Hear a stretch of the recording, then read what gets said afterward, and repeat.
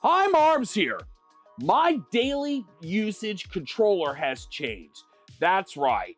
As many of you know, I was really sold on the Razer Wolverine V3, and I had been using that pretty much as my primary daily driver. But ever since I looked at the Wuchang Fallen Feathers Edition of the GameSir G7 Pro Wireless for Xbox, I've got to tell you, I've been intrigued with this controller's TMR sticks, these really nice optical clicky buttons, and I haven't had any problems with the D-pad, but a lot of people claim that they have. The Hall effect triggers are buttery smooth, and I gotta say, this controller was great, except I didn't particularly care for the stick tops. Now, I was able to find some concave stick tops that worked on these TMR sticks and fit perfectly. But what I was more interested in is I wanted to find out if I upgraded to the Zenless Zone Zero G7 Pro Wireless for Xbox, how much better would I get when I got this toolbox full of loot? So let's find out right now. So the Zenless Zone Zero comes with a slip sleeve that covers the entire toolbox, if you will, that is made out of cardboard. I found the cardboard and the manufacturing of the box to be adequate and good, and I do think it'll hold up over the long haul. Each level of the box does have foam inserts for all of the goodies, and there is a good amount of goodies here, I would say. On the first level here, we have the instruction booklet, the warranty card, and some Game Pass, of course. And then we have a really nice acrylic keychain here, and I'm going to leave that in the package.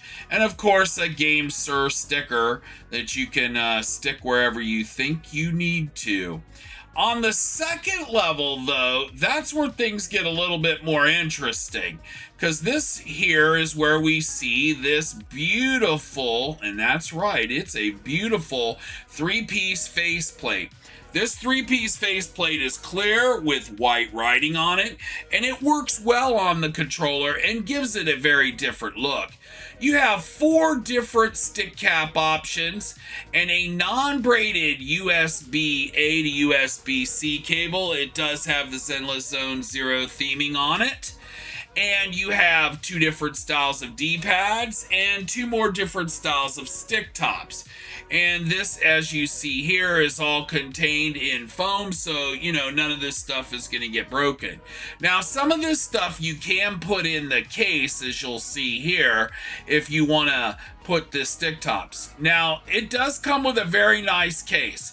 And I think the case is worthy of note, too, because it contains both the charging base and, yes, that's right, the controller too. But there is a pass-through that allows you to charge the controller while on the charging base in the case. The case is of decent quality. However, if you push hard enough, you can push the stick tops down. And with the cable in there, it can be a little bit of a tight finish.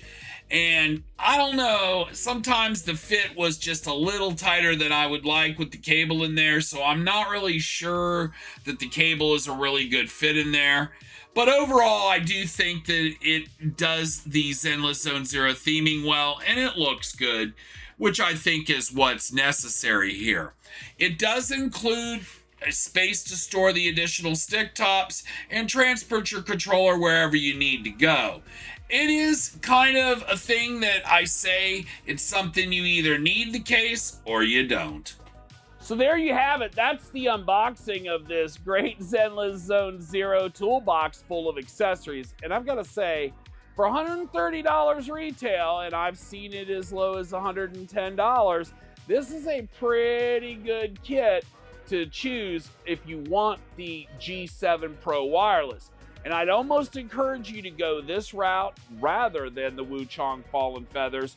Although it is available at a lot less cost, checking in at around $99, I think the accessories that you get with the Zenless Zone Zero make it a very, very good choice. Now, let's talk about Zenless Zone Zero.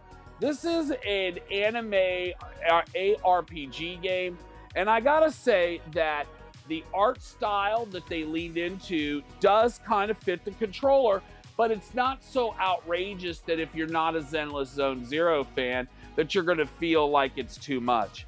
Overall, I've gotta say, I do think that this is a very good controller, and the improvement in fit and finish and the improved D-pad that sits a little bit lower, I think, make all the difference in the world.